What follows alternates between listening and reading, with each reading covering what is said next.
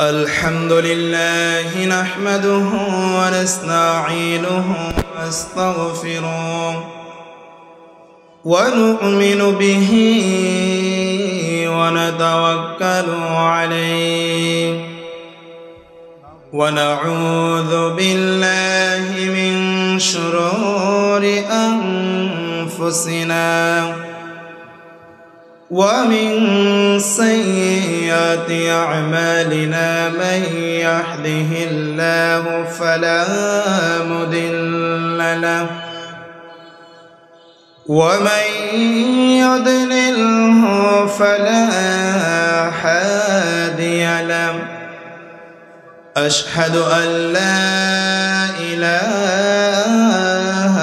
إلا الله وأشهد أن محمدًا عبده ورسوله صلى الله عليه وسلم الذي أرسله بالحق بشيرا ونذيرا وداعيا إلى الله بإذنه وسراجا منيرا وقد قال الله تعالى في شأن حبيبه وفي كلامه المجيد وفرقانه الحميد أعوذ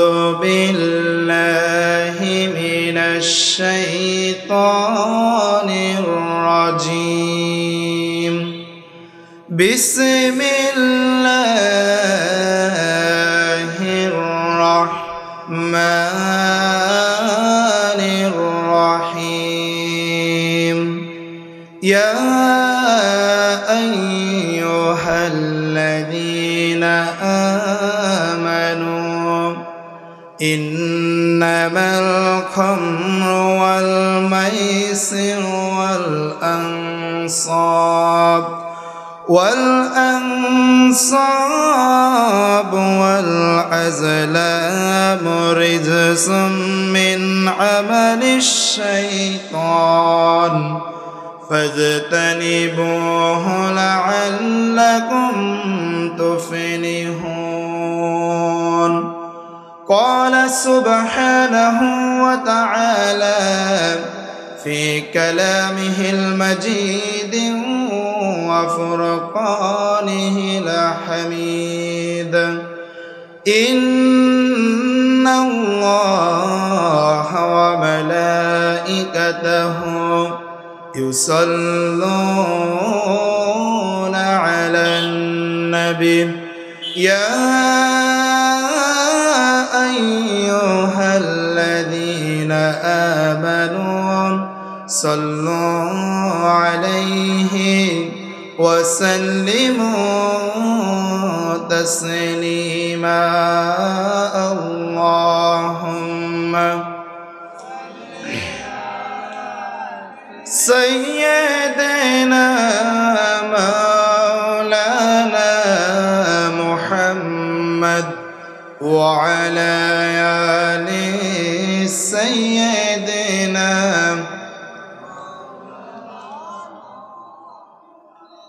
اللهم صل على مولانا محمد وعلى آل سيدنا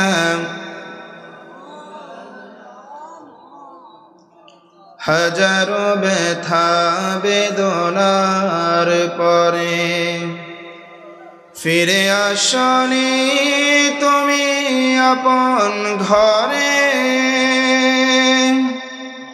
দিনের আলো তুমি ছড়িয়ে দিতে চলে গেলে মদিনায় মক্কা ছেড়ে হে রাসূল তোমাকে ভুলি আমি কেমন করে হে রাসূল তোমাকে ভুলি আমি কেমন করে আল্লাহুম্মা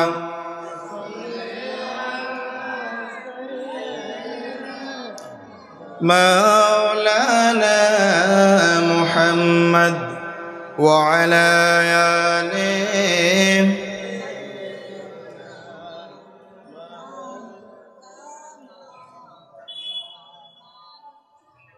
হযরত আবু বকর সিদ্দিক রাদিয়াল্লাহু তাআলা আনহু মসজিদ,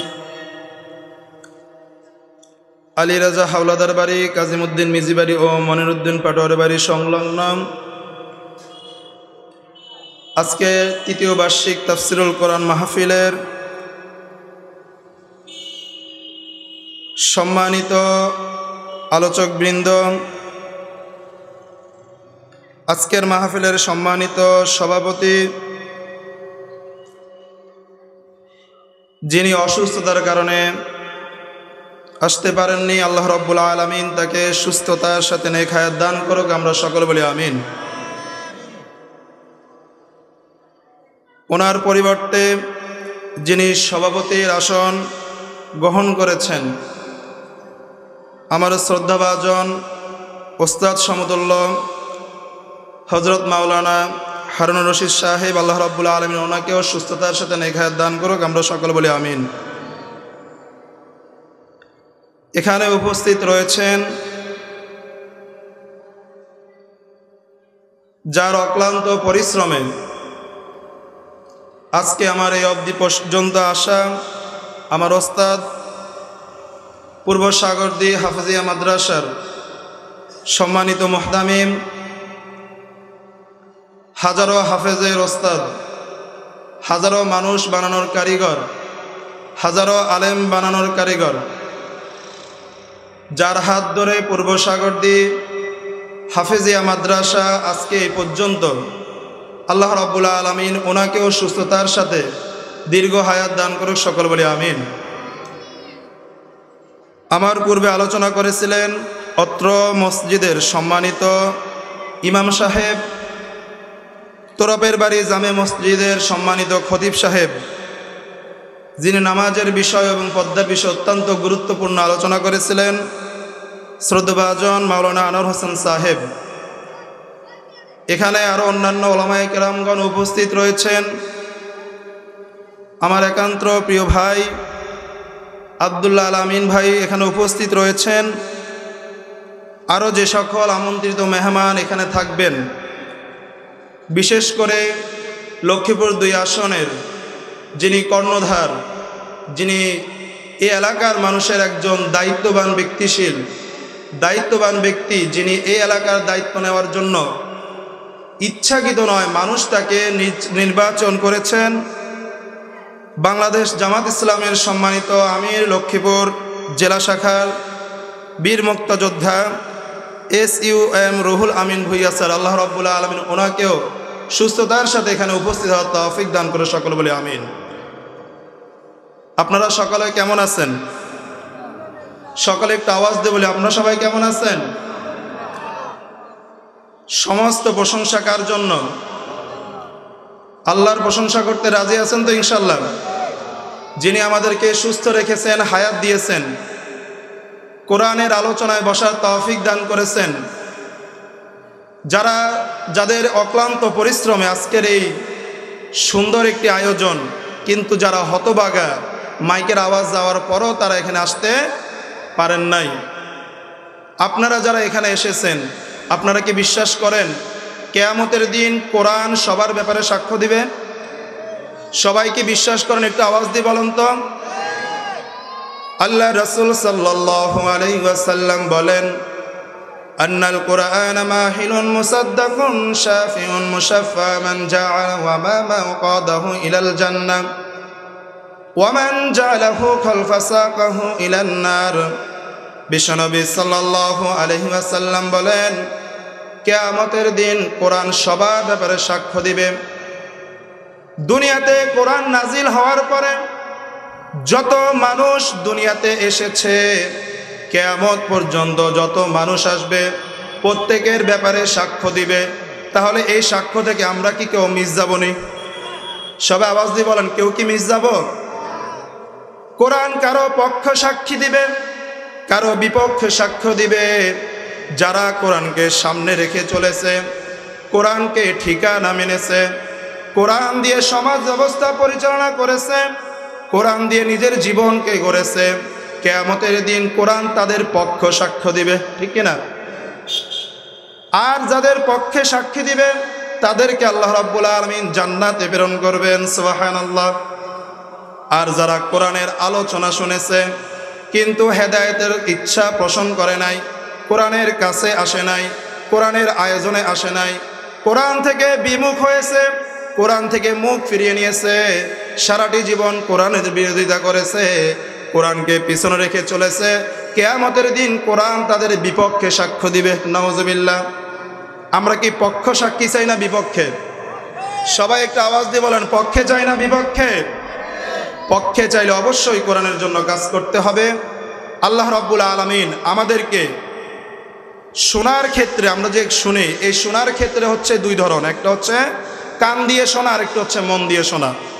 আল্লাহ রাব্বুল আলামিন আমাদেরকে মন দিয়ে শ্রবণ করার তৌফিক দান করুক, সকল বলে আমিন। আজকের আলোচনার ক্ষেত্রে সবচাইতে বেশি যেই জিনিসটি আমরা দেখতে পেয়েছি আকর্ষণীয় বিষয়, সেটা হচ্ছে বিষয়ভিত্তিক নির্ধারণ করে দেওয়া। আল্লাহ রাব্বুল আলামিন এই আয়োজনকে কবুল করুক, সকল বলে আমিন। দরুদ ও সালাম পেশ করছি আমাদের নবী মুহাম্মদ রাসূলুল্লাহ সাল্লাল্লাহু আলাইহি ওয়াসাল্লাম পর। শাহাদাতের সর্বোচ্চ জান্নাত কামনা করি। যে সকল ভাইয়েরা দিনের জন্য, ইসলামের জন্য, ইসলামী আন্দোলন করতে গিয়ে, কোরআনের পক্ষে কথা বলতে গিয়ে, কোরআনের হক কথা প্রচার করতে গিয়ে বাতিলের আঘাতে যারা শহীদ হয়েছেন, আল্লাহ রাব্বুল আলামিন প্রত্যেককে শাহাদাতের উচ্চ মাকাম দান করুক, আমরা সকল বলি আমিন। আমরা আরও দোয়া করি, গত কিছুদিন যাবৎ জুলাই এবং আগস্টের গণ অভ্যুত্থানে যে সমস্ত ভাইয়েরা ঈমান নিয়ে মৃত্যুবরণ করেছেন, আল্লাহ রাব্বুল আলামিন প্রত্যেককে শাহাদাতের মর্যাদা দান করুক, সকল বলে আমিন। যে সমস্ত ভাইয়েরা এই ফ্যাসিবাদের সময় আন্দোলন করতে গিয়ে, এই ফ্যাসিবাদের বিরুদ্ধে প্রতিবাদ করতে গিয়ে যারা আহত হয়েছেন, আল্লাহ রাব্বুল আলামিন প্রত্যেককে সুস্থতার সাথে নেক হায়াত দান করুক, আমরা সকল বলি আমিন। সম্মানিত হাজরিন, আমাকে একটি নির্দিষ্ট বিষয় দিয়েছেন, তিনটি বিষয়, মাদক, জুয়া এবং গান বাজনা। সমাজের মধ্যে মনে হয় এই তিনটা বিষয় একদম বেশি, নাকি? সবাই একটু কথা বলতে হবে, কথা বললে আপনারা কথাগুলো বুঝবেন। তিনটি বিষয় আমাদের সমাজের মধ্যে সবচাইতে বেশি। প্রথম হচ্ছে মাদক। প্রথম হচ্ছে কি? মাদকটা কি? যে জিনিসটা মানুষের মস্তিষ্কের মধ্যে নেশা তৈরি করে, যে মানুষ যে বস্তু গ্রহণ করে মাতলামি করে, তার মস্তিষ্কের মধ্যে নেশা ঘটায়, মাতলামি ঘটায়, ওটাকে মাদক বলে।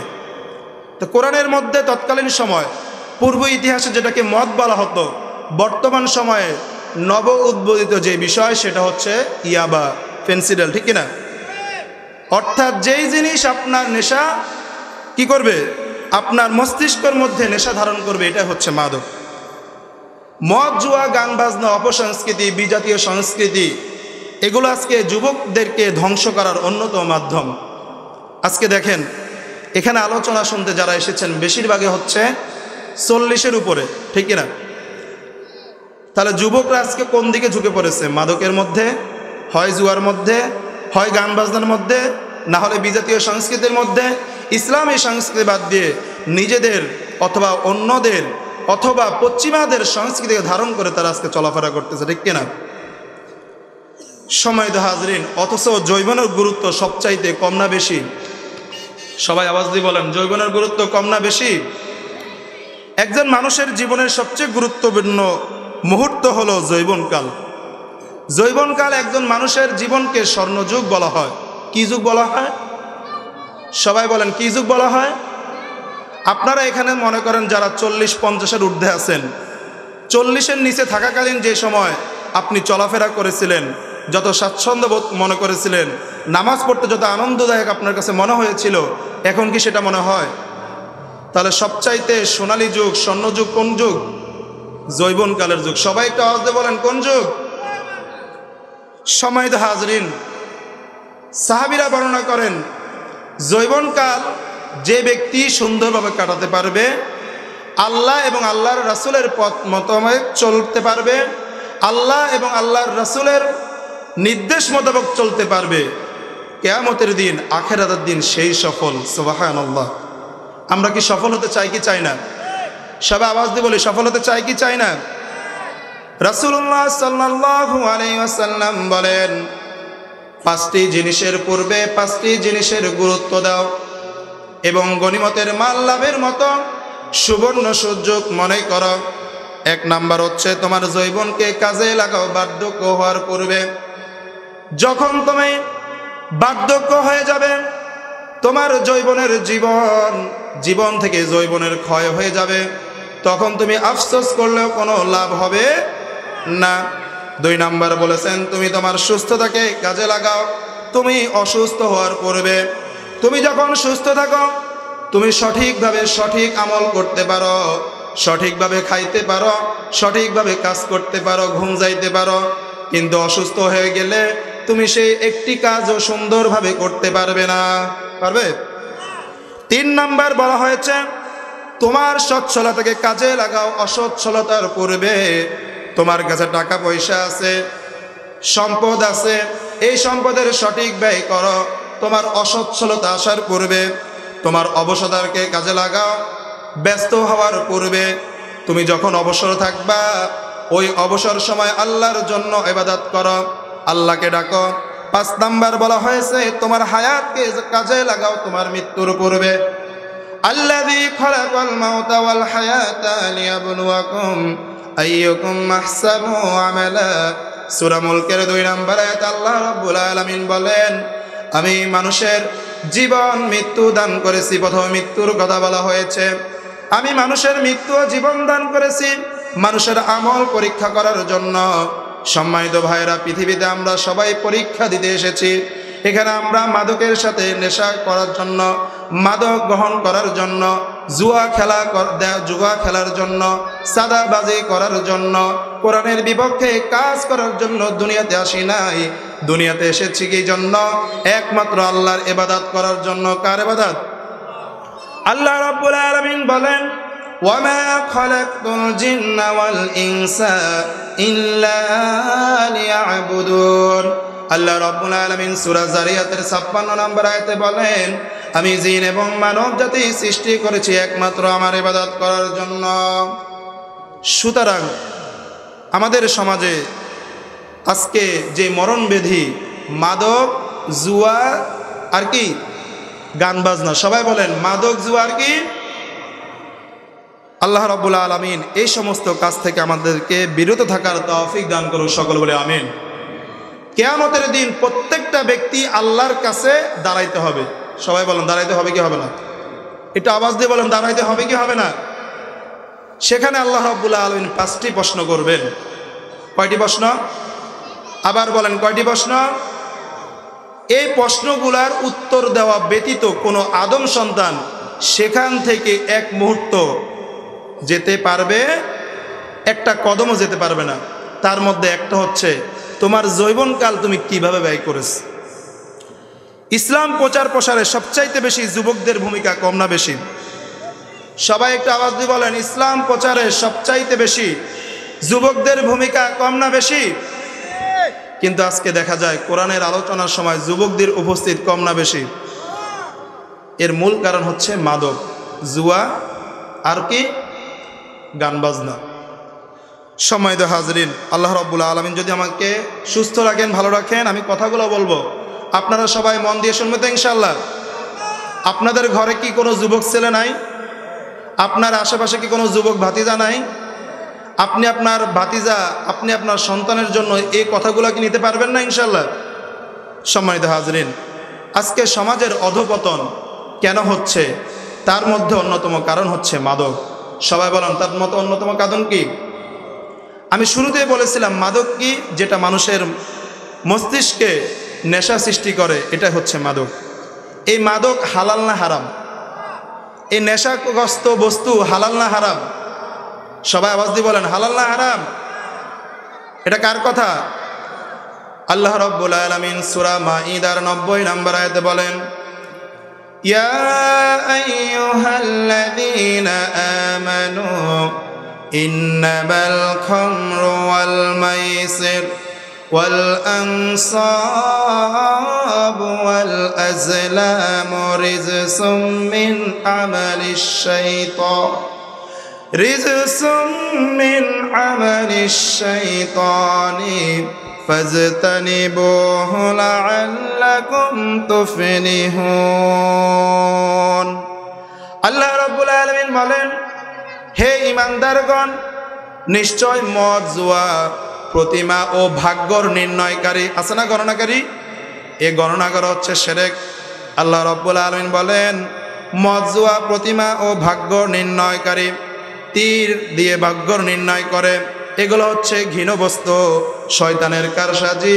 সুতরাং তোমরা এসব বর্জন করো, যাতে করে তোমরা কি হতে পারো? লাআল্লাকুম তুফলিহুন, যাতে করে তোমরা সফল কাম হতে পারো, যাতে তোমরা করে তোমরা কি হতে পারো? আমরা সফল হতে চাই তো ইনশাআল্লাহ। আল্লাহ রাব্বুল আলামিন সূরা মুমিনুনের প্রথম আয়াতে বলেন, কদ আফলাহাল মুমিনুন, অবশ্যই মুমিনরা সফল হয়েছে। সুবহানাল্লাহ। শয়তান চায় মানুষের মধ্যে শয়তানি কারসাজি ঢুকিয়ে দিতে, মানুষের মধ্যে শত্রুতা সৃষ্টি করতে, মানুষের মধ্যে হিংসা বিদ্বেষ সৃষ্টি করতে। এইটা হচ্ছে শয়তানের কাজ। কার কাজ? সবাই বলেন কার কাজ? এবার শয়তানের কাজে যারা সহযোগিতা করে তারা কি মানুষ না শয়তান? তারা শয়তানের সহযোগী, বড় শয়তান, ঠিক কিনা? আল্লাহ রাব্বুল আলামিন তাদের সম্পর্কে আরো বলেন, এটা যে শয়তানের কাজ, কি সেটা শয়তানের কাজ? সূরা মাঈদার 91 নম্বর আয়াতে আল্লাহ রাব্বুল আলামিন আরো বলেন, ইন্নামা ইউরিদুশ শাইতানু আইয়ুকিয়া বাইনাকুমুল আদাওয়াতা ওয়াল বাগদা ফিল খামরি ওয়াল মাইসির ওয়া ইয়াসুদ্দাকুম আন যিকরিল্লাহি ওয়া আনিস সালাহ ফাহাল আনতুম মুনতাহুন। আল্লাহ রাব্বুল আলামিন বলেন, শয়তান নিশ্চয় মদ ও জুয়ার দ্বারা তোমাদের মধ্যে পারস্পরিক শত্রুতা সৃষ্টি করে। দেখবেন জুয়া যারা খেলে অনেক সময় জুয়ার মধ্যে মারামারি হয়। এরকম ঘটনা আপনারা শুনছেন কি শোনেন নাই? এটা কিন্তু মানুষে সৃষ্টি করে না, আপনার পিছনে যে লেগে থাকে সেই শয়তান সৃষ্টি করে। মানুষকে মদের দিকে ডাকে, মাদকের দিকে ডাকে, মাদক গ্রহণ করে নেশাগ্রস্ত হয়ে বাড়িতে এসে ভেজাল করে, মাদক গ্রহণ করে নেশাগ্রস্ত হয়ে আমার বাংলাদেশে দেখেছি মাদকের টাকা না পেয়ে মাকে হত্যা করেছে সন্তান। হয়েছে না? এগুলা শয়তানের কারসাজি। এমনও হয়েছে সন্তান টাকা পায় নাই, ঐশীর ঘটনা আপনাদের মনে আসেনি? আসেনি? ঐশী কি করছে? তার বাবা এবং মাকে কি করেছেন? সম্মানিত হাজরিন, তাহলে মাদক গ্রহণ করা এটা কোনো ভালো মানুষের কাজ না, এটা নিশ্চয় হারাম। আর এই কাজটা সৃষ্টি করে শয়তান। কে সৃষ্টি করে? মাদক হলো সকল অপকর্ম ও অশ্লীলতার মূল। সবাই বলি মাদক হলো সকল অপকর্ম অশ্লীলতার। আল্লাহ রাসূল সাল্লাল্লাহু আলাইহি ওয়াসাল্লাম বলেন, ইবনে মাজার 3371 নম্বর হাদিস, লা তাশরাবুল খামরি ফাইন্নাহা মিফতাহু কুল্লি শার, তোমরা মাদক ও নেশা পান করো না, কেননা এটা সব অপকর্ম অশ্লীলতার মূল। যারা মাদক গ্রহণ করে, যারা গাঁজা খায়, যারা নেশাগ্রস্ত হয়ে চলাফেরা করে, দেখবেন তাদের মুখ দিয়ে ভালো কথা আসে না, তারা অশ্লীলতা বেহায়াপনা কথাবার্তা বলে। আছে না? সমাজের মধ্যে দেখবেন এমনও অনেক মানুষ আছে যারা মাদক গ্রহণ করে, মাদকের সাথে আছে, তাদের কথাবার্তা ভালো না, তারা নামাজ কালামে ঠিকমতো আসে না। সম্মানিত হাজরিন, একদিন বনি ইসরায়েলের একটি ঘটনা। বনি ইসরায়েলের জামানায় একজন রাষ্ট্রনায়ক ছিলেন। তিনি তৎকালীন একজন বুজুর্গকে বললেন, আমি তোমাকে 4টি কাজের কথা বলবো, 4টি পাপ কাজের কথা বলবো। তুমি যদি এর মধ্যে যে কোনো একটি পাপ কাজ তোমাকে বেছে নিতে হবে। কয়টি পাপ কাজ? সবাই কথা বলেন, কয়টি? 4টি পাপ কাজের কথা বলবো।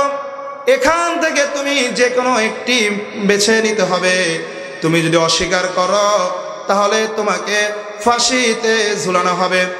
তখন ওই ব্যক্তি, ওই আলেম তখন স্বীকার করলো 4টি কাজের মধ্যে ছিল মদ পান, মানব হত্যা, ব্যভিচার মানে জিনা, আর শুকরের মাংস খাওয়া। এই 4টি কাজের একটি কাজ তাকে নিতে বলা হলো। যদি না নেয় তাকে ফাঁসি দেওয়া হবে। তিনি চিন্তা করলেন সবচাইতে সহজ হচ্ছে মদ পান করা। তিনি চিন্তা করলেন কি সবচাইতে সহজ কাজ মদ পান করা। তিনি এবার যখন মদ পান করতে লাগলেন, তিনি যখন মাদক সেবন করতে লাগলেন, এবার তিনি আস্তে আস্তে মানুষ হত্যা শুরু করে দিলেন, শুকরের মাংস খাইতে লাগলেন, জিনার মধ্যে লিপ্ত হয়ে গেলেন। নাউজুবিল্লাহ। তাহলে সকল অপকর্ম, সকল গুনার মূল হচ্ছে মাদক। সবাই বলেন সকল গুনার মূল কি? মাদকের সাথে সম্পৃক্ত 10 শ্রেণীর উপরে আল্লাহ রাসূল সাল্লাল্লাহু আলাইহি ওয়াসাল্লাম লানত দিয়েছেন। কান খাড়া করে শোনেন। মাদক বলতে আমরা মনে করি গাঁজা, আছে না? মাদক বলতে মনে করি মদ। আমি শুরুতে বলেছিলাম মাদকের অংশ বিশেষ হইলেও সেটাও মাদক। যেই জিনিস আপনাকে নেশা করার জন্য সাহায্য করে সেটাই মাদক। আল্লাহ রাসূল সাল্লাল্লাহু আলাইহি ওয়াসাল্লাম বলেন, আপনার যদি অন্তর থাকে, মন থাকে, একটু বোঝার চেষ্টা করেন। লাহুম কুলুবুল লা ইয়াফকাহুনা বিহা ওয়া লাহুম আইনুন লা ইউবসিরুনা বিহা ওয়া লাহুম আযানুন লা ইয়াসমাউনা বিহা উলাইকা কাল আনআমি বাল হুম আদাল। আল্লাহ রাব্বুল আলামিন বলেন, কিছু মানুষ আছে অন্তর আছে বুঝে না, চোখ আছে দেখে না, কান আছে শোনে না, শোনেও না, শোনার বানান করে। তারা কেমন? উলাইকা কাল আনআমি বাল হুম আদাল। তারা জানোয়ার, কি জানোয়ার থেকে নিকৃষ্ট। এরকম শ্রেণীর লোক এখানে আসেনি? আমি মনে করি নাই, আমি মনে করি এই মজলিসে নাই। আপনারা একটু লক্ষ্য করেন, যদি থেকে থাকেন এখন ইস্তেগফার পাঠ করেন। আপনাদের অন্তর আছে তো ইনশাআল্লাহ? সব কথা বুঝতেছেন তো? এবার একটু বোঝার জন্য এই আয়াতটি তেলাওয়াত করেছিলাম।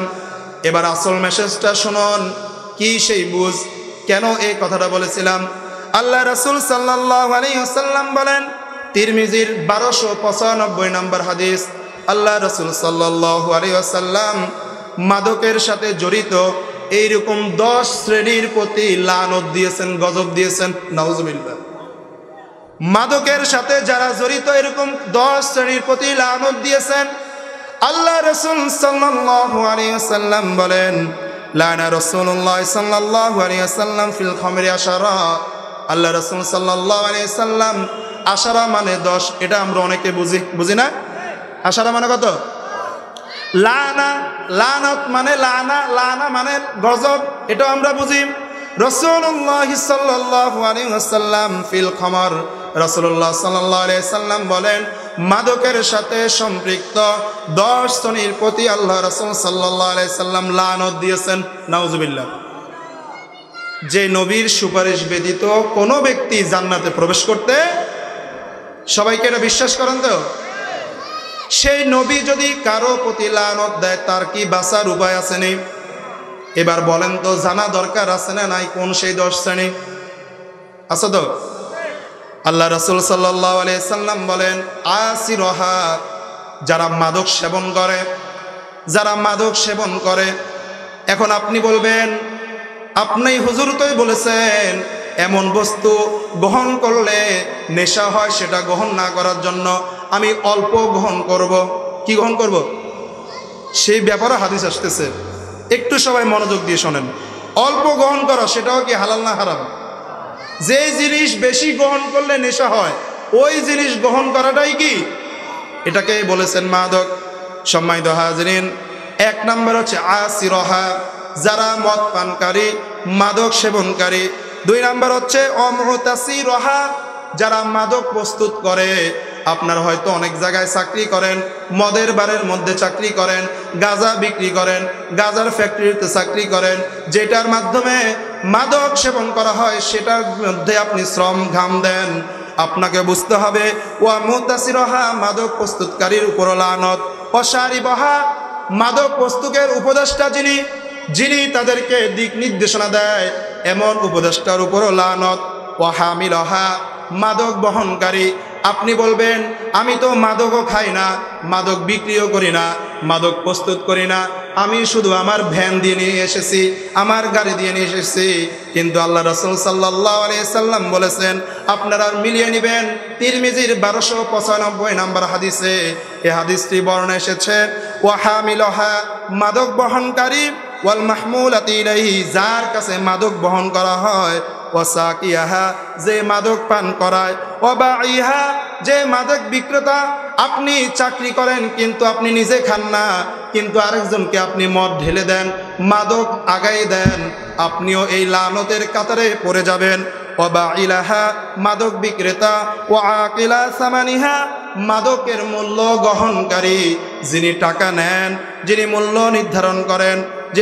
নির্ধারণ করেন, ওয়াল মুশতারি লাহা মাদক ক্রয় এবং বিক্রয়কারী, ওয়াল মুশতারাতু লাহা যার জন্য মাদক বিক্রয় করা হয়।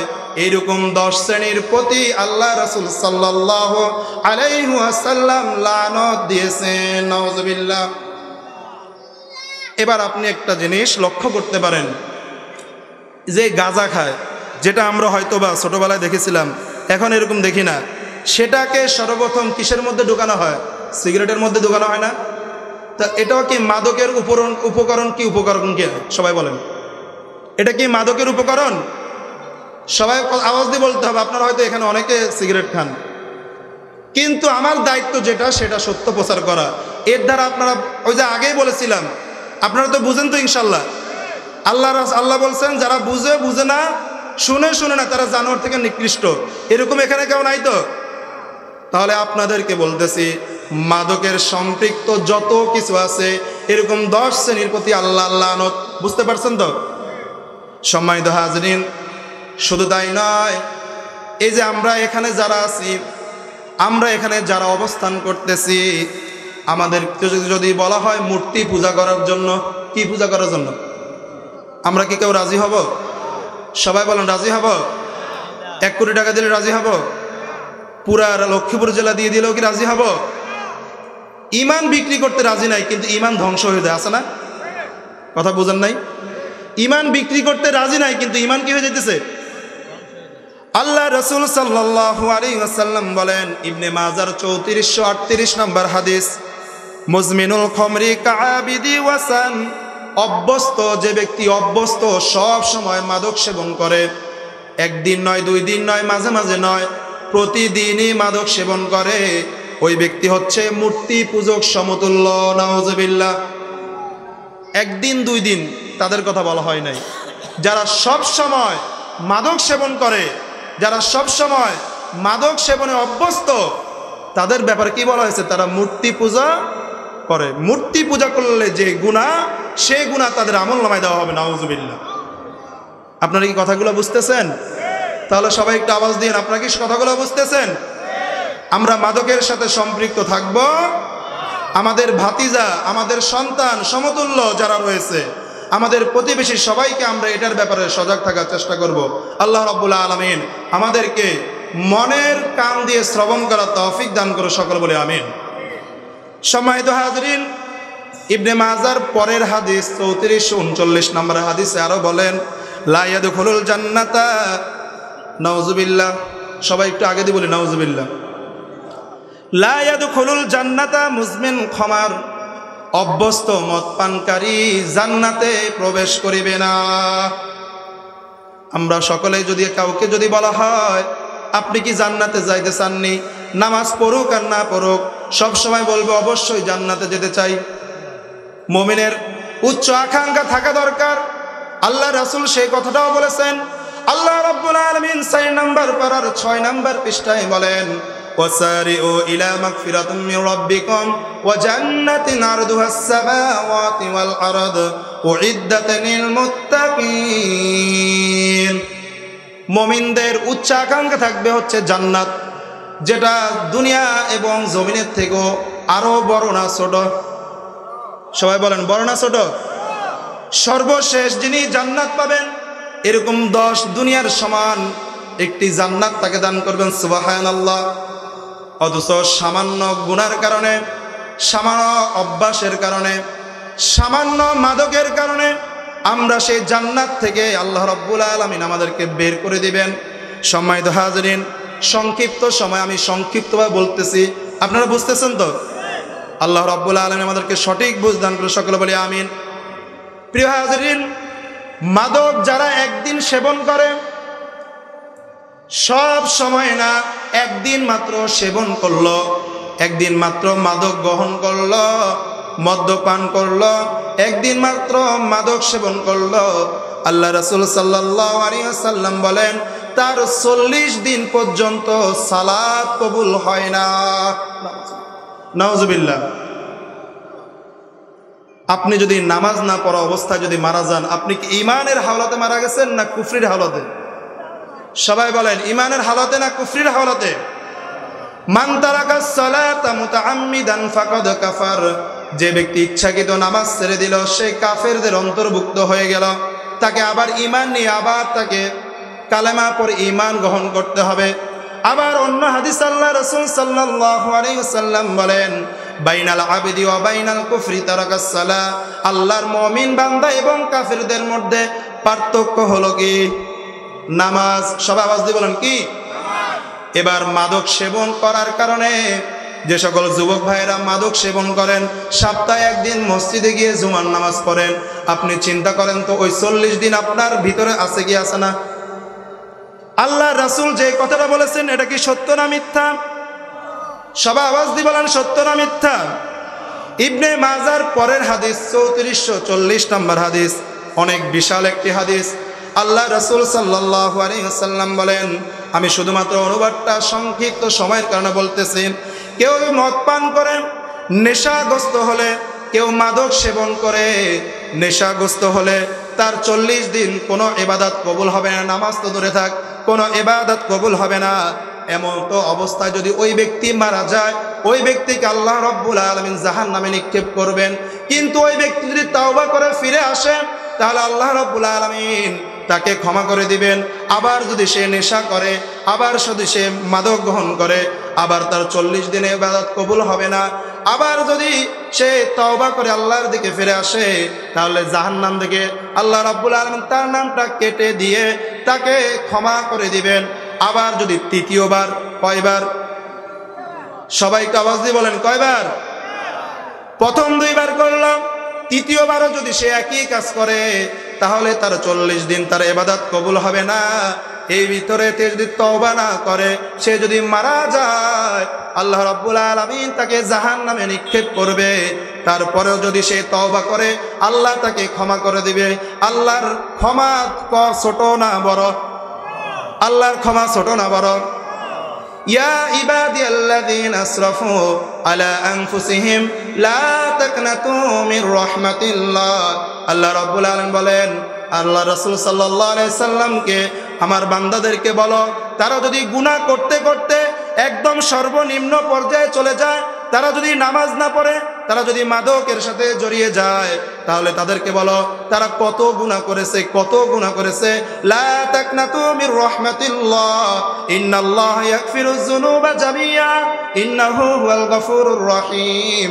আল্লাহর দয়া তার থেকে বড়, আল্লাহর রহমত তার থেকে বড়, আল্লাহ ক্ষমাশীল। লা তাকনাতু মির রাহমাতিল্লাহ, তারা যেন আল্লাহর রহমত থেকে নিরাশ না হয়। সুবহানাল্লাহ। সম্মানিত হাজিরিন, কথাগুলো আপনাদেরকে কাছে খারাপও লাগতে পারে, কিন্তু কথাগুলো কার কথা? আল্লাহ এবং আল্লাহর রাসূলের কথা। আল্লাহ এবং আল্লাহর রাসূলের কথা বললে যদি আপনাদের থেকে খারাপ লাগে, বুঝতে হবে আপনি এখনো মুমিন হতে পারেন নাই। আল্লাহর কোরআন এবং রাসূলের কথা শুনলে যদি আপনার ভালো লাগে, তাহলে বুঝতে হবে আপনার ঈমানটা বৃদ্ধি করে দিতেছেন কে? ইন্নামাল মুমিনুনা আল্লাযীনা ইযা যুকিরাল্লাহ ওয়া ইযা তুলিয়াত আলাইহিম আয়াতুহু যাদাতুহুম ঈমানা ওয়া আলা রাব্বিহিম ইয়াতাওয়াক্কালুন। আল্লাহ রাব্বুল আলামিন বলেন, যখন বান্দাদের কাছে আল্লাহর নাম নেওয়া হয়, আল্লাহর স্মরণ করা হয়, আল্লাহর জিকির করা হয়। আল্লাহর জিকিরের আরেকটি শব্দ হচ্ছে কোরআন তেলাওয়াত করা। যখন কোরআন তেলাওয়াত করা হয় তখন ওই বান্দার ঈমানটা বৃদ্ধি করিয়ে দেয় কে? আবার কিছু সময় আছে কোরআন তেলাওয়াত করা হলে নিজের কাছে খারাপ লাগে, মাদকের আয়াত তেলাওয়াত করলে মাদক সেবনকারীদের কাছে খারাপ লাগে, জুয়ার আয়াত তেলাওয়াত করলে জুয়াখোরদের কাছে খারাপ লাগে, সুদের আয়াত তেলাওয়াত করলে সুদখোরদের কাছে খারাপ লাগে, জালেমের আয়াত তেলাওয়াত করলে জালেমদের কাছে খারাপ লাগে, আছে না? তাহলে কোরআনের তেলাওয়াত শুনলে কারো ঈমান বৃদ্ধি পায়, কোরআনের আওয়াজ শুনলে কেউ থমকে দাঁড়ায় এবং ভয় পেতে থাকে, যেটা হচ্ছে মুনাফিকদের বৈশিষ্ট্য। কাদের বৈশিষ্ট্য? সম্মানিত হাজরিন, তাহলে তিনবার গেল, তৃতীয়বার আল্লাহ রাব্বুল আলামিন ওই বান্দা যদি আল্লাহর কাছে ক্ষমা চায় আল্লাহ তাকে ক্ষমা করে দিবেন। চতুর্থবার যদি সে আবারও মাদক গ্রহণ করে, নেশা করে, সে আর ক্ষমা চাইলেও আল্লাহ তাকে ক্ষমা করবে। বারবার করার পর আল্লাহ কিন্তু সতর্ক করে দিলেন, এমন তো অবস্থায় যদি সে মারা যায় তাকে জাহান্নামে নিক্ষেপ করা হবে। একটা হচ্ছে আপনি সারা জীবন মদ পান করছেন, একবার তওবা করছেন, আবার কইছে তিনবার তওবা করছেন, আর যাইতাম না এই কাছে, এই মাদকের কাছে আর যাব না, এই গাজার কাছে আর যাব না, নেশাগ্রস্ত কোনো কিছুর কাছে আর যাব না, কিন্তু দিন শেষে আপনি আবার সেই কাজটি তিনবার তওবা করার পরে আবার করলেন। এমতো অবস্থায় যদি তার মৃত্যু হয় তাকে জাহান্নামে প্রবেশ করানো হবে। এবার আল্লাহ রাসূল সাল্লাল্লাহু আলাইহি ওয়াসাল্লাম বলেন, কিয়ামতের দিন ওই বান্দাকে সবার সামনে রাদগাতুল খাবাল এই পানিটি পান করানো হবে। সাহাবীরা জিজ্ঞেস করলেন, ইয়া রাসূলুল্লাহ সাল্লাল্লাহু আলাইহি ওয়াসাল্লাম, রাদগাতুল খাবালটাকে শুনলে হয়তো আপনাদেরও খারাপ লাগবে, আজকে থেকে তওবা করে নেবেন। রদগাতুল খাবালটা কি? রদগাতুল খাবাল সম্পর্কে যখন জিজ্ঞেস করা হলো তখন রাসূলুল্লাহ সাল্লাল্লাহু আলাইহি ওয়াসাল্লাম বলেন, জাহান্নামীদের পুজ, জাহান্নামীদের ভূমি, জাহান্নামীদের যে আযাব দিয়েছে, যে রক্ত পুজগুলো জমা হয়েছে ওইগুলো ওই ব্যক্তিকে খাওয়ানো হবে। নাউজুবিল্লাহ। এবার আপনি সিদ্ধান্ত নেন, ও যুবক ভাইয়েরা, এই সমাজ যত যুবক ভাইয়েরা রয়েছেন, যত বয়স্ক, যত তরুণেরা রয়েছেন, আপনারা একটিবার চিন্তা করেন, আপনি কি মাদকের কাছে যাবেন নাকি এর থেকে বিরত থাকবেন? এটা আপনার সিদ্ধান্ত। যদি আপনার অন্তর থাকে, আপনার যদি বুঝ থাকে, যদি আপনি জানোয়ার থেকে নিকৃষ্ট না হন। আমি কিন্তু কাউকে জানোয়ার বলি নাই, আল্লাহ নিজে বলেছেন উলাইকা কাল আনামি বাল হুম আদাল, যে জানোয়ার থেকে নিকৃষ্ট। এবার আপনি চিন্তা করেন, আপনি কি জানোয়ার থেকে নিকৃষ্ট হবেন নাকি মাদক থেকে বিরত থাকবেন? সবাই আওয়াজ দিয়ে বলেন, কি থেকে বিরত থাকবেন? সম্মানিত হাজরিন, শুধু তাই নয়, যেখানে মাদক সেবন করা হয়, যেখানে মাদকের আসর বসানো হয়, যেখানে মাদকের মজলিস বসানো হয়, এমনও অনেক নেতা আছে, নেতার বাড়িতেও মাদক পাওয়া যায়, আছে না? কিছু নেতার বাড়িতে কোরআন পাওয়া যায়, তাফসির পাওয়া যায়, আর কিছু নেতার বাড়িতে মাদক পাওয়া যায়। যখন গণভবন হামলা করা হলো, অর্থাৎ লুট করা হলো, গণভবনে যখন সবাই গেল, সেখানে মদের বোতল পাইছে কি পায় নাই? সবাই একটু আওয়াজ দিয়ে বলুন, পাইছে কি পাই নাই? যদিও নেত্রী বলেছিলেন, তিনি সকালে উঠে জায়নামাজ খুঁজতেন, তাহাজ্জুদ পড়তেন, নিজের সব কিছু করতেন, আমল করতেন, ভালো কাজ করতেন, কিন্তু নেত্রীর বাড়িতেও মদের বোতল পাওয়া গেছে না? কিন্তু আমরা দুর্ভাগা মুসলমান, দেখি না, বুঝেও বুঝি না।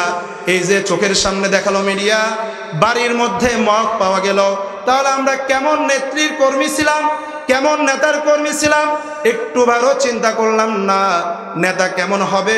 সেই কথাটা আল্লাহ রাব্বুল আলামিন সূরা হাজের মধ্যে বলে দিয়েছেন, নেতা হবে কেমন?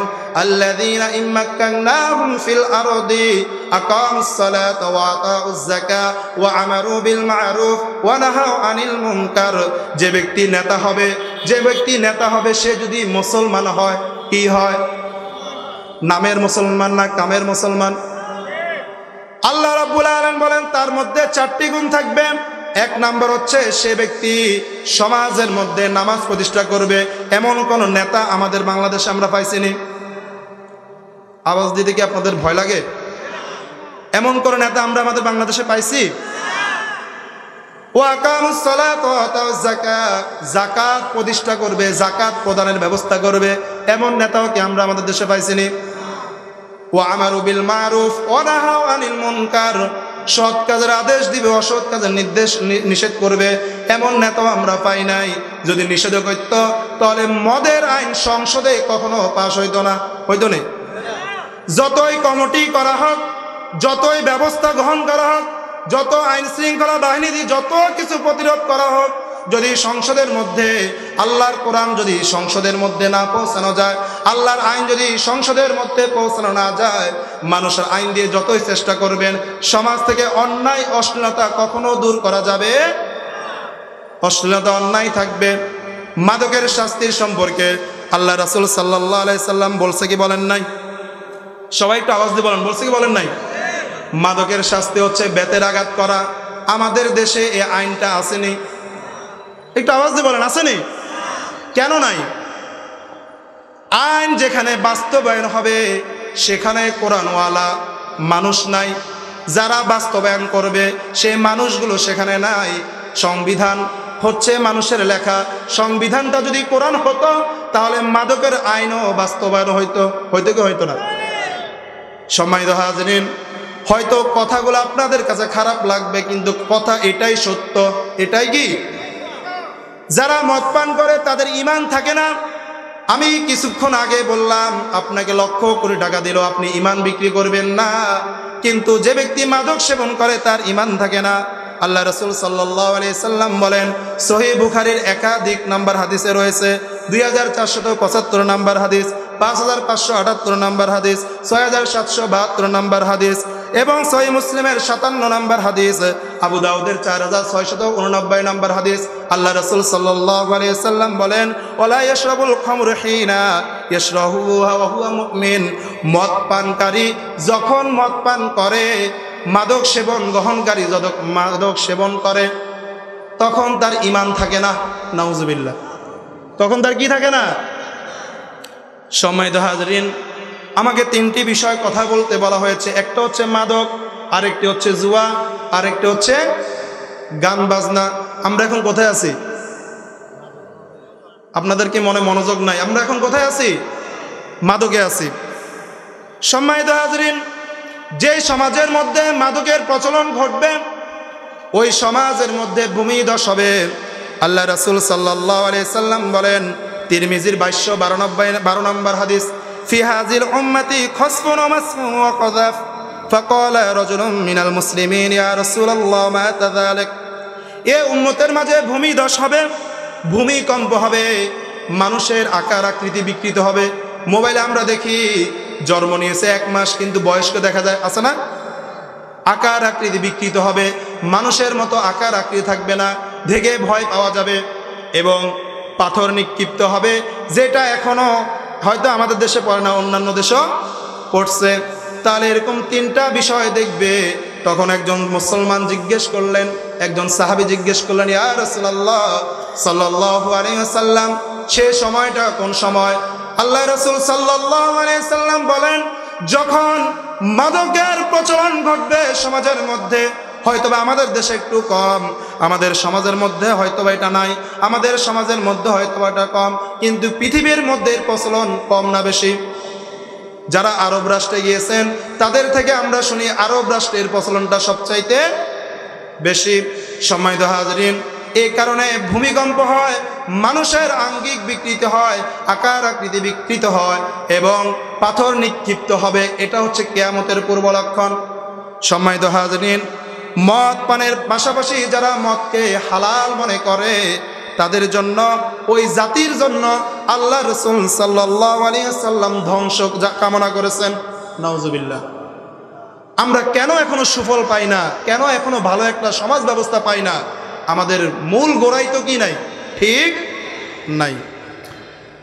সম্মানিত হাজরিন, মদখোরের শাস্তি সম্পর্কে বললাম, মাদকের সাথে জড়িত থাকলে কি কি সমস্যা সেটা বললাম। এবার আসুন, মাদকে জড়িয়ে যাওয়ার অন্যতম কারণ হচ্ছে অসৎ সঙ্গ। অন্যতম কারণ কি? সবাই আওয়াজ দিয়ে বলেন, অন্যতম কারণ কি? 2 নম্বর হচ্ছে পারিবারিক তত্ত্বাবধান না থাকা। ইসলামী এবং নৈতিক শিক্ষার সমন্বয়ে সন্তানকে সুশিক্ষা না দেওয়া। কার সাথে চলে, কোথায় যায়, কার সাথে চলাফেরা করে, এটা পারিবারিক তত্ত্বাবধান না থাকার কারণে আজকে একদল তরুণ কিশোর, একদল কিশোর আজকে যুবক হওয়ার পূর্বে তারা মাদকের সাথে আসক্ত হয়ে আছে, ঠিক কিনা? সম্মানিত হাজরিন, আমরা এখানে যারা আছি আমরা কাদেরকে সঙ্গী বানাবো, সাথী বানাবো? এখানে যারা তরুণরা রয়েছে, যুবকরা রয়েছে, যারা আমার বয়সের সমতুল্য অথবা আমার থেকেও বেশি বয়সে যারা রয়েছেন, কাদেরকে আমরা সঙ্গী সাথী বানাবো? আল্লাহ রাব্বুল আলামিন সেই কথা কোরআনের মধ্যে বলে দিয়েছেন। কাদেরকে সঙ্গী সাথী বানাতে হবে? যারা আল্লাহ এবং আল্লাহর রাসূলের দিকে মানুষকে আহ্বান করে, যারা আল্লাহ এবং আল্লাহর রাসূলের কথাগুলো মানে। যাকে তাকে সঙ্গী সাথী বানালে হবে না, কারণ যাকে তাকে সঙ্গী সাথী বানালে কিয়ামতের দিন ধরা আছে না নাই? আপনি যদি বন্ধু নির্বাচন করেন ভালো, তাহলে আপনার কিয়ামতটাও হবে ভালো। আপনি যদি নেতা নির্বাচন করেন ভালো, আপনার কিয়ামতটা হবে ভালো। যার জন্য আপনি কাজ করেন, যার ফোন কলে আপনি মিছিল মিটিংয়ে যান, আপনাকে লক্ষ্য রাখতে হবে ওই নেতা কি সঠিক পথে আছে না হারাম পথে আছে, ওই নেতা কি নামাজের সাথে আছে না বেনামাজিদের সাথে আছে, ওই নেতা কি আল্লাহ এবং আল্লাহ রাসূলের পথে আছে না নিজের মন গড়া পথে আছে। এটা আপনাকে জেনে শুনে ওই নেতার কর্মী হতে হবে, ঠিক না? সম্মানিত হাজরিন, ওই সমস্ত কর্মীদের কথাই বলা হয়েছে যারা নেতা ঠিকমতো নির্বাচন করে না। ওই সমস্ত বন্ধুদের কথা বলা হয়েছে যারা বন্ধু সঠিকভাবে নির্বাচন করে না। কিয়ামতের দিন তাদের অবস্থাটা কেমন হবে? ওয়ায়াউমা ইউআদ্দিল যালিমু আলা ইয়াদাইহি ইয়াকুলু ইয়া লাইতানি ইত্তাখাযতু মা'আর রাসূল সাবিলা। আল্লাহ রাব্বুল আলামিন সূরা ফুরকানের 37 নম্বর আয়াতে বলেন, আর সেদিন যারা জালিম ছিল, জালিম কি ছিল? জালিমের সহযোগীও কিন্তু জালিম। জালিমের নির্বাচন করেছেন, রাতের অন্ধকারে ভোটটা মানুষকে দিতে দেন নাই, নিজেরা গিয়ে দিয়েছেন। এরকম জালিম আমাদের সমাজে আছে না নাই? মানুষকে ঘরের মধ্যে ঠিকমতো ঘুমাইতে দেয় না, এরকম জালিম আমাদের সমাজে এখনো আছে না নাই? মামলা হামলা দিয়ে মানুষকে ঘরে থাকতে দেয় নাই, বাড়িতে থাকতে দেয় নাই। মিথ্যা মামলায় জড়িয়ে মানুষকে হয়রানি করেছে, মানুষের জমি দখল করেছে। এরকম জবরদস্তকারী জমি দখলকারী আছে না নাই? মানুষের হাত পা বেঁধে জমি দখল করেছে, কিন্তু নামাজ পড়ে যদি তাদের হকগুলো সঠিকভাবে তাদের কাছে না পৌঁছায় দেয়, তারা যদি মাফ না করে, আল্লাহ ক্ষমা করবে? জালিম হচ্ছে যিনি মানুষের প্রতি জুলুম করে, আর মাজলুম হচ্ছে যিনি জুলুমের শিকার। এবার শুনুন, আল্লাহ রাব্বুল আলামিন ওই সমস্ত জালেম সঙ্গীদের কথা বলতেছেন যারা জালেমদেরকে নেতা মেনেছেন, জালিমের রূপরেখা বাস্তবায়ন করার জন্য চেষ্টা করেছেন, জালিমের কথায় মানুষকে হত্যা করেছেন। কিয়ামতের দিন তাদের অবস্থা কেমন হবে? ওয়ায়াউমা ইউআদ্দুল যালিমু আলা ইয়াদাইহি ইয়াকুলু ইয়া লাইতানি ইত্তাখাযতু মা'আর রাসূলি সাবিলা। জালিম নিজের হাত দুটো কামড়াতে থাকবে। এখানে দুইটা হাতের কথা বলা হয়েছে। জালিম সেদিন দুইটা হাত কামড়াতে থাকবে আর বলবে, হায় হায়, আমি যদি রাসূলের সাথে কোনো পথ অবলম্বন করতাম। আল্লাহু আকবার। সেদিন কি আফসোস করে কোনো লাভ আছে? হ্যাঁ, সবাই একটু জিকির করি, লা ইলাহা।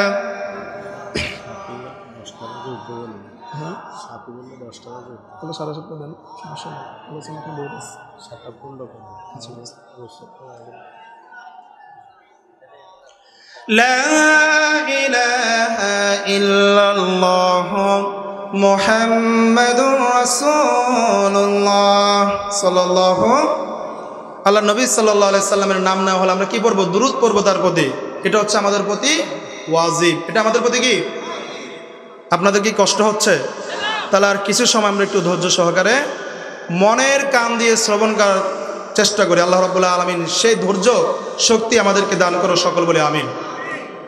সম্মানিত হাজরিন, তারপরে কি হবে জালেমদের অবস্থা? ইয়া ওয়াইলাতা লাইতানি লাম আত্তাখিদ ফুলানান খলিলা। হায় আমার দুর্ভোগ, আমি যদি অমুককে বন্ধুরূপে গ্রহণ না করতাম। সেদিন আফসোস করে কোনো লাভ হবে না। আপনি কাকে বন্ধু মেনেছেন, কার কথায় আপনি মাদকের কাছে চলে গিয়েছেন, কার কথায় আপনি জুয়ার সাথে মিশে গিয়েছেন, কার কথায় আপনি অশ্লীলতা বেহায়াপনা গান বাজনার মধ্যে চলে গিয়েছেন, কার কথায় আপনি মেলার মধ্যে চলে গিয়েছেন। আছে না নাই? মেলার মধ্যে মুসলমানের সংস্কৃতি পালন করা হয় না, বিজাতীয় সংস্কৃতি। আমাকে কিন্তু আজকে এই বিষয়গুলো আলোচনা করতে দিয়েছেন, এই জন্য আমি এই কথাগুলো বলতেছি। এখন কেমন জানি মনে হয় এই কথাগুলো আজকে একদম আমাদের চারপাশ, ঠিক কিনা? মনে হয় যেন আমরা বাস্তব চিত্র নিয়ে আলোচনা করতেছি। মেলার মধ্যে দেখবেন জুয়া খেলা হয়, আছে না? মেলার মধ্যে জুয়া খেলা হয় না? নর্তকীদের নাচ গানের ব্যবস্থা আছে, আছে না? নারী পুরুষদের অবাধ মেলামেশা আছে না? সম্মানিত হাজরিন, সেদিন তারা আফসোস করবে, বলবে ইয়া ওয়াইলাতা লাইতানি লাম আত্তাখিয ফুলানান খলিলা, হায় আমার দুর্ভোগ, আমি যদি অমুককে বন্ধুরূপে গ্রহণ না করতাম। এবার কি বলবে শোনেন, লাকাদ আদাল্লানি আনিয যিকরি বা'দা ইয জাআনি ওয়া কানা আশ-শাইতানু লিল ইনসানি খাযুলা। সূরা ফুরকানের 37, 38 এবং 39 নম্বর আয়াতের শেষ অংশে আল্লাহ রাব্বুল আলামিন জানিয়ে দিলেন, অবশ্যই সে তো আমাকে উপদেশ বাণী থেকে বিভ্রান্ত করেছিল। আমি যাকে বন্ধুরূপে গ্রহণ করলাম সে আমাকে নামাজের সময় নামাজের কথা স্মরণ করায় দেয় নাই। আমি যাকে বন্ধুরূপে গ্রহণ করেছিলাম সে আমাকে অন্যায় কাজ থেকে বিরত রাখতে পারে নাই। আমি যাকে বন্ধুরূপে গ্রহণ করেছিলাম, আমার কাছে আরেকজন কোরআনের দাওয়াত দিয়ে এসেছিল, আমার কাছে আরেকজন কোরআনের দাওয়াত নিয়ে এসেছিল, সে আমাকে সেখান থেকে মুখ ফিরিয়ে রেখেছেন। কি ফিরিয়ে রেখেছেন? সবাই একটু আওয়াজ দিয়ে বলেন, কি ফিরিয়ে রেখেছেন? সম্মানিত হাজরিন, এবার আল্লাহ বলতেছেন ওয়া কানা আশ-শাইতানু লিল ইনসানি খাযুলা। আর শয়তান তো চায় মানুষকে ধ্বংস করার জন্য। মানুষের জন্য শয়তান হলো সবচাইতে বড় চরম প্রতারক। নাউজুবিল্লাহ। এই কাজগুলো দুনিয়ার মধ্যে এখন কে করাইতেছে? শয়তান। কিয়ামতের দিন মজার ব্যাপার হচ্ছে, শয়তানকে যখন আমরা যখন বলবো শয়তান আমাকে করাইছে, শয়তান তখন সেটা কি করবে? অস্বীকার করবে। ওই যে প্রথমে বললাম, এখানে কোনো জানোয়ার থেকে নিকৃষ্ট কেউ নাই। আমরা এখানে যারাই বসেছি, যাদের কারণে মাইকের আওয়াজ যাইতেছে, অবশ্যই তাদের কি আছে? অন্তর্চক্ষু রয়েছে, সঠিক বুঝ রয়েছে। সম্মানিত হাজরিন, এতক্ষণ মাদকের আলোচনা করলে এবার আসি জুয়ার বিষয়। জুয়া আমাদের সমাজের মধ্যে কম না বেশি? জুয়াতে আরবিতে বলা হয় আল কিমার অথবা আল মাইসির। ইয়া আইয়ুহাল্লাযীনা আমানু ইন্নামাল খামরু ওয়াল মাইসির।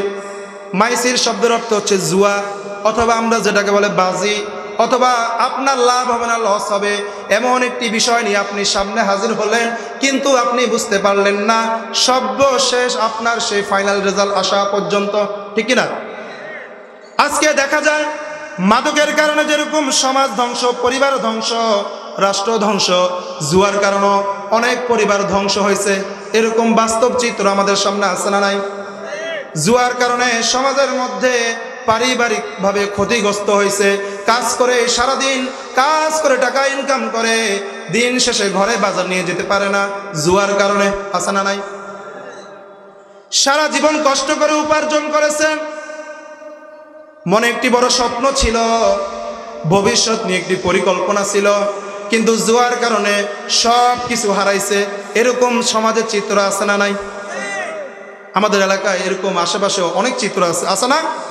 যদি আমি এলাকার আমাদের সামনে যে ঘটনাগুলো হয়েছে, এই কারণে আমি সরাসরি বলতেছি, আমাদের সমাজে আছে না নাই? সম্মানিত হাজরিন, জুয়া সম্পর্ক সে একই আয়াত আল্লাহ রাব্বুল আলামিন হারাম বলেছেন, ইয়া আইয়ুহাল্লাযীনা আমানু ইন্নামাল খামরু ওয়াল মাইসির। আল্লাহ রাব্বুল আলামিন মুমিনদেরকে ডাক দিয়ে বলেন, জুয়া এবং মদকে হারাম করা হয়েছে। শুধু তাই নয়, এখানে ভাগ্য নির্ণয়কারীদের কথা বলা হয়েছে। সম্মানিত হাজরিন, আব্দুল্লাহ ইবনে আব্বাস রাদিয়াল্লাহু তাআলা বর্ণনা করেন, যারা মদ পান করে, জুয়া খেলে, বাদ্যযন্ত্রের সাথে যারা সমন্বত রাখে, যারা বাদ্যযন্ত্রের সাথে গান বাজনার সাথে রয়েছে, তাদেরকে আল্লাহ রাব্বুল আলামিন জান্নাতে প্রবেশ করাবেন না। নাউজুবিল্লাহ। শুধু তাই নয়, ইসলামে জুয়া বাজি সম্পূর্ণ হালাল না হারাম? হালালের পক্ষে কে কে হাত তোলেন? হালাল। নাউজুবিল্লাহ। আমরা কি সবাই কি হালালের পক্ষে? আমি একটু মনোযোগটা একটু লক্ষ্য করলাম, আসলে আমাদের মনোযোগ অনেকটাই কম। আমি প্রথমে বলেছিলাম কানের শ্রবণ নয়, মনের শ্রবণ দরকার। সবাই বলেন কিসের শ্রবণ? জুয়া হালাল না হারাম? এবার যারা হারামের পক্ষে তারা হাত তোলেন। হারামের পক্ষেও নাই, যারা হারামের পক্ষে, জুয়া হারাম, হারামের পক্ষে আছেন তারা হাত তোলেন। সম্মানিত হাজরিন, এখানে বোঝা গেল হয়তোবা আমি এলাকার, আমি ছোট মানুষ, কথাগুলো হয়তো ছোট না, কিন্তু আমি ছোট মানুষ, হয়তো এই কারণে গুরুত্ব কম, ঠিক কিনা? সম্মানিত হাজরিন, একটু আমরা লক্ষ্য করি, জুয়ার মাধ্যমে যে সম্পদ উপার্জন হয় এটা কি হালাল না হারাম? হালাল হারামের দুইটি শর্ত রয়েছে। একটি হচ্ছে পবিত্র হওয়া। আপনি যে জিনিসটা ভক্ষণ করবেন, মনে করেন আপনি একটা কলা খাইবেন, এই কলার মধ্যে শর্ত দুইটি থাকতে হবে। একটি হচ্ছে পবিত্র হওয়া। এবার বলেন তো কলা পবিত্র না অপবিত্র? তাহলে শর্ত এটা ঠিক আছে, ঠিক আছে নি? 2 নম্বরে হালাল হওয়া। আপনি যদি নিজের টাকায় কিনেন সেটা হালাল, আর যদি জুয়ার টাকায় যদি কিনেন সেটা হালাল না হারাম? কথা কি বুঝতে পারতেছেন নি? তাহলে হালাল হওয়ার ক্ষেত্রে 2টা জিনিস শর্ত। 1 নম্বরে পবিত্র হওয়া, 2 নম্বর হচ্ছে সম্পদ হতে হবে হালাল। সম্মানিত হাজরিন, আপনি চুরি করা টাকা দিয়ে যদি কলা খান সেটাও আপনার জন্য হারাম। আর যদি আপনি দুধ বেচে মদ খান, হালাল টাকা দিয়ে যদি আপনি মাদক খান সেটাও কি হারাম। অর্থাৎ আপনাকে 2টাই হালাল হতে হবে, 2টাই পবিত্র হতে হবে। হালাল হারাম সম্পর্কে আল্লাহ রাব্বুল আলামিন সূরা বাকারার 168 নম্বর আয়াতে বলেন, আল্লাহ রাব্বুল আলামিন সমগ্র মানুষকে উদ্দেশ্য করে এই কথাটি বলেন, ইয়া আইয়ুহান নাসু কুলু মিম্মা ফিল আরদি হালালান তাইয়্যিবা ওয়া লা তাত্তাবিউ খুতুওয়াতিশ শাইতান ইন্নাহু লাকুম আদুউম মুবিন। আল্লাহ রাব্বুল আলামিন বলেন, হে মানব জাতি, পৃথিবী থেকে হালাল এবং পবিত্র বস্তু গ্রহণ করো। পৃথিবী থেকে তোমরা হালাল এবং পবিত্র বস্তু গ্রহণ করো। কি বলছেন? হালাল এবং, এটা কার কথা? হালালও গ্রহণ করতে হবে, পবিত্র বস্তুও গ্রহণ করতে হবে। সম্মানিত হাজরিন, তারপরের অংশ আল্লাহ রাব্বুল আলামিন বলেন, ওয়ালা তাত্তাবিউ খুতুওয়াতিশ শাইতান। সতর্ক করে আল্লাহ বলতেছেন, শয়তানের পথ অনুসরণ করো না। শয়তানের পথ অনুসরণ করা যাবে না। আমরা কিন্তু হালালভাবে এসেছিলাম, দুনিয়া থেকে আমরা হারামের উপরে আসছি। আমরা কিন্তু এসেছি কিভাবে? হালালভাবে এসেছিলাম, হালালের উপরে ছিলাম। আমাদের জীবনে কোনো গুনাহ ছিল না তখন। এখন আসরা নাই, জানে কে? এখন গুনার কোনো শেষ নাই। কিন্তু যখন আমরা দুনিয়াতে আসলাম, মায়ের উদর থেকে যখন দুনিয়াতে আসলাম, যেই মা কষ্ট করে আমাকে পেটে ধারণ করলো, যেই মা রাত জেগেছিল, সেই মার উদর থেকে যখন আমি দুনিয়াতে আসলাম, তখন আমার কোনো গুনাহ ছিল না। কিন্তু গুনাহটা হয়েছে তখন যখন আমরা শয়তানের পথ অনুসরণ করেছি। কার পথ?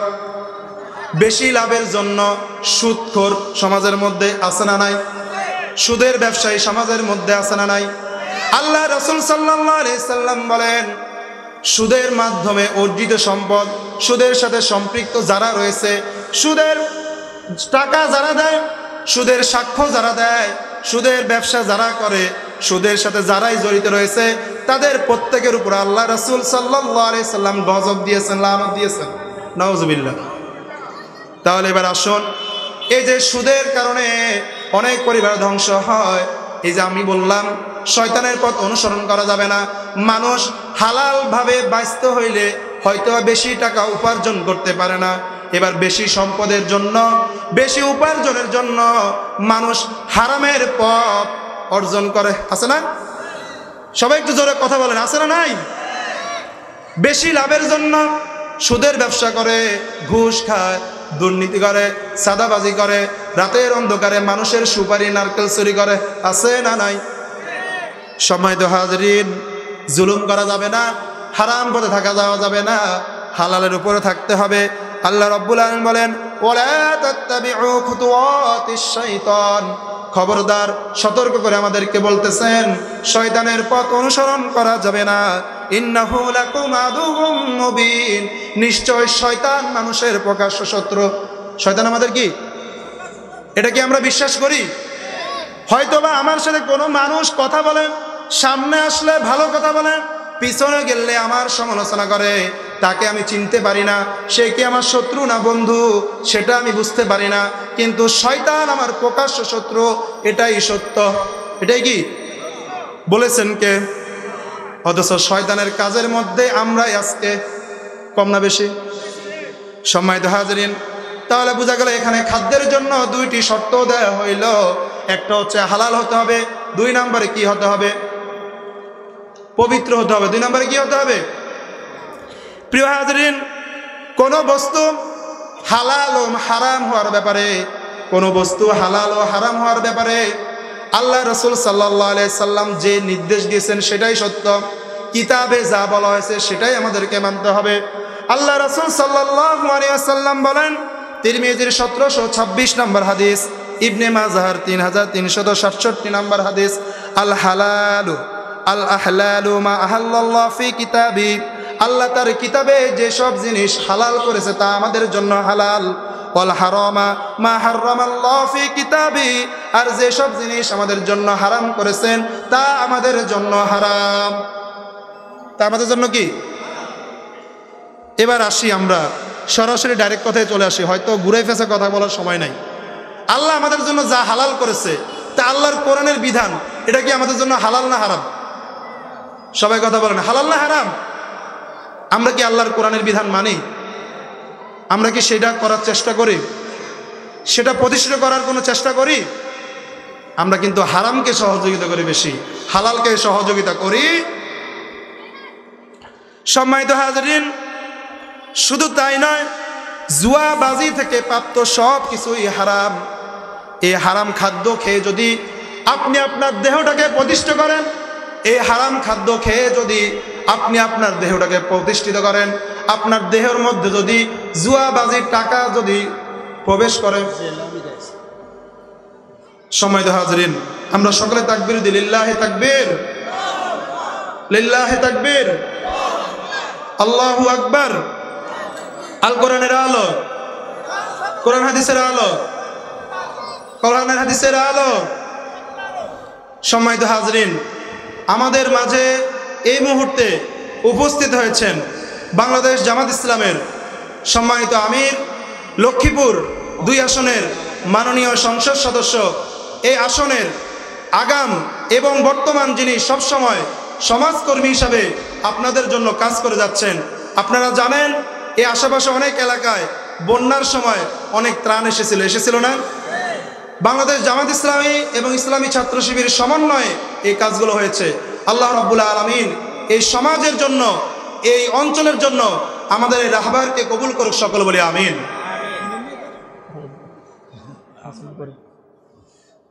সম্মানিত হাজিরিন, আমাকে বিষয় দিয়ে ছিল মাদক, জুয়া এবং গান বাজনা। আমি শুরুতেই বলেছিলাম, মাদকের যতই ওয়াজ করি না কেন, জুয়ার যতই ওয়াজ করি না কেন, গান বাজনার যতই ওয়াজ করি না কেন, মাদকের আইন যদি সমাজের মধ্যে প্রতিষ্ঠিত করা না হয়, তাহলে কখনো সমাজ থেকে অন্যায়, অশ্লীলতা, অপকর্ম কখনো কি করা যাবে না, বিরত রাখা। এই জন্য আপনাকে সঠিক জায়গায় সত্যের পথে থাকতে হবে, সঠিক জায়গায় সত্য প্রতিষ্ঠা করতে হবে, সঠিক জায়গায় কোরআন প্রতিষ্ঠা করতে হবে। রাজি আছেন তো ইনশাআল্লাহ? 2 হাত তুলে আল্লাহকে দেখায়, লিল্লাহি তাকবীর, আল্লাহ রাব্বুল আলামিন।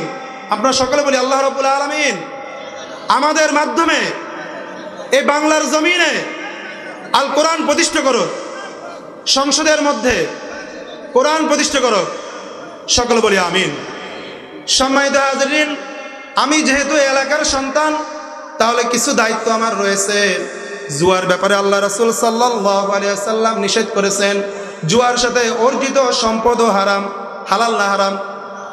হালাল না হারাম?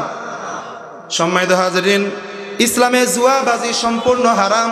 আর হালাল হওয়ার জন্য শর্ত হচ্ছে 2টি, পবিত্র হালাল হওয়া। কিন্তু যিনি জুয়া খেলে জুয়ার সম্পদ উপার্জন করে কোনো বস্তু ক্রয় করে, তিনি এই শর্তটি মানতে পারে। প্রিয় হাজরিন, আল্লাহ রাসূল সাল্লাল্লাহু আলাইহি সাল্লাম আরো বলেন, যে ব্যক্তি হারাম খাদ্য দ্বারা তার দেহটাকে সাজিয়েছে, ওই শরীর জান্নাতে প্রবেশ করবে না। লা ইয়াদখুলুল জান্নাতা জাসাদুন গুযিয়া বিল হারাম, হারাম খাদ্য ভক্ষণকারী শরীর জান্নাতে প্রবেশ করিবে না। মনোযোগ আছেনি সবাই? আমরা কি বাহ্যিক কান দিয়ে শুনবো না মনের কান দিয়ে শ্রবণ করব? আল্লাহ রাব্বুল আলামিন আমাদেরকে সেই তৌফিক দান করুন, সকল বলি আমিন। সম্মানিত হাজরিন, জুয়ার মধ্যে যারা আহ্বান করে, আছে না এরকম, চল আমরা জুয়া খেলতে যাই, আছে না নাই?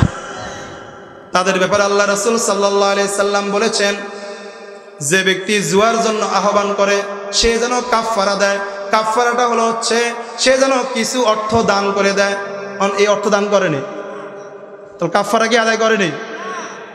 প্রিয় হাজরিন, তাহলে জুয়ার কাছেও যাওয়া যাবে না, মাদক সেবন করাও যাবে না। আর গান বাজনা, এটা কি ইসলামী সংস্কৃতি না বিজাতীয় সংস্কৃতি? একটা হচ্ছে ইসলামী সংস্কৃতির গানগুলো হালালভাবে হয়, সেটা সঠিক, কিন্তু বিজাতীয় সংস্কৃতি আজকে যুবকদেরকে ধ্বংস করতেছে। বিজাতীয় সংস্কৃতি আজকে যুবকদের অন্তরে অন্তরে ঢুকে গিয়েছে।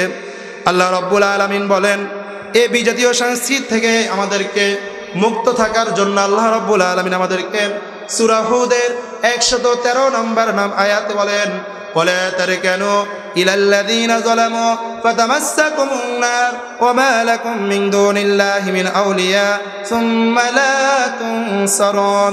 তোমরা সীমা লঙ্ঘনকারীদের প্রতি অনুরক্ত হয়ে পড়ো না। আজকে আমরা বিজাতীয় ভাইদেরকে নিজেরা মনে প্রাণে ভালোবাসি, কাফেরদের খেলা দেখে কাফেরদেরকে ভালোবাসি, আছে না? কাফেরদের জন্য রাত জাগি কিন্তু ফজরের নামাজ পড়ি না, আছে না নাই? কাফেরদের জন্য সময় ব্যয় করি কিন্তু কোরআনের জন্য সময় ব্যয় করি না, কাফেরদের জন্য সময় লস করি। এই দুনিয়াতে আল্লাহ আমাদেরকে কেন পাঠাইছেন? আল্লাযী খালাকাল মাউতা ওয়াল হায়াতা লিয়াবলুয়াকুম আইয়ুকুম আহসানু আমালা। আল্লাহ রাব্বুল আলামিন জীবন মৃত্যু দান করেছে আমাদের আমলগুলো পরীক্ষা করার জন্য, আমরা পরীক্ষায় কতটুকু উত্তীর্ণ হতে পারবো। পরীক্ষার হলে সবাই কিন্তু পাস হয়, পরীক্ষার হলে সবাই কিন্তু পাস হয়, কিন্তু পাস হওয়ার একটি ধরন রয়েছে। কেউ ভালো পাস হয় আর কেউ কোনো রকম টেনে হিসড়ে পাস। তাহলে আমাদেরকে ভালো পাসটা দিতে হবে। সম্মানিত হাজরিন, তাহলে অনুরক্ত হওয়া যাবে না। তারপরে কি বলেছেন? ওয়ালা তারকানু ইলাল্লাযিনা যালামু ফাতামাসসাকুমুন নার ওয়া মা লাকুম মিন দুনিল্লাহি মিন আউলিয়া সুম্মা লা তুনসারুন। তোমরা সীমা লঙ্ঘনকারীদের প্রতি অনুরক্ত হয়ে পড়ো না, অন্যথায় তোমাদেরকে অগ্নি স্পর্শ করবে, জাহান্নামে নিক্ষেপ করা হবে। এমন অবস্থায় আল্লাহ ব্যতীত তোমাদের কোনো বন্ধু থাকবে না, তোমাদের কারো সাহায্যকারী থাকবে না। আজকে দুনিয়াতে আমাদের বন্ধুর কোনো অভাব নাই, আমাদের ভাই বোনদের কোনো অভাব নাই, আমাদের নেতার কোনো অভাব নাই, আমাদের বন্ধু বান্ধবের কোনো অভাব নাই, সাহায্যকারীর কোনো অভাব নাই। কিন্তু দুনিয়াতে দেখবেন একটু স্বার্থের ব্যাঘাত ঘটলে এক এমপি আরেক এমপিকে চিনে না, আছে না নাই? হয়েছে কি হয় নাই? এক নেতা আরেক কর্মীকে চিনে না, কর্মী নেতাকে থুয়ে ফালাই গেছে না? সম্মানিত হাজরিন, দুনিয়াতে যদি হয় এই চিত্র, যার জন্য আপনি কষ্ট করতেছেন, যার জন্য আপনি শ্রম ঘাম দিতেছেন, সেই নেতা কিয়ামতের ময়দানে আপনাকে চিনবে। কিন্তু রাসূলের জন্য যদি আপনি কষ্ট করেন, রাসূলের জন্য যদি আপনি কাজ করেন, আল্লাহর জন্য যদি আপনি কাজ করেন, রাসূলের বন্ধু রাসূলকে যদি সঠিক বন্ধু বানাতে পারেন, তাহলে কিয়ামতের ময়দানে সুপারিশ আসবে কি আসবে না? কোরআনের পক্ষে যদি কাজ করতে পারেন তাহলে কোরআনের সুপারিশ আসবে কি আসবে না? সম্মানিত হাজরিন, যেহেতু আমাদের মাননীয় জেলা আমির সাহেব চলে এসেছেন, আমি আমার আলোচনা এখানেই শেষ করতেছি। ওমা তাওফিক ইল্লা বিল্লাহ। আসসালামু আলাইকুম ওয়া রাহমাতুল্লাহি ওয়া বারাকাতুহু।